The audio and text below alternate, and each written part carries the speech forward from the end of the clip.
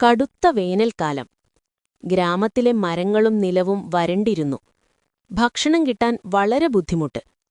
ഒരു ചെറിയ കാക്കയ്ക്ക് വളരെ വിശപ്പായി. അവൾ രാവിലെ മുതൽ പറന്നുകൊണ്ടിരുന്നു.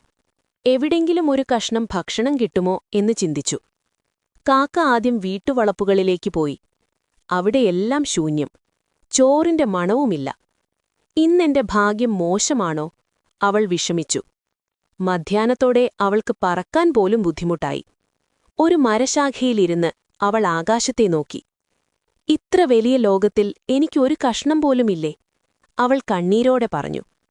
അപ്പോൾ അവൾക്ക് ദൂരത്ത് ഒരു വയൽ കണ്ടു.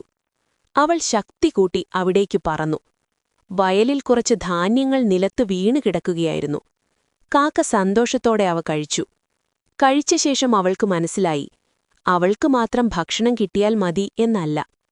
അവൾ തന്റെ കൂട്ടുകാരായ മറ്റു കാക്കകളെയും വിളിച്ചു. ഇവിടെ ഭക്ഷണമുണ്ട്, അവൾ വിളിച്ചു പറഞ്ഞു.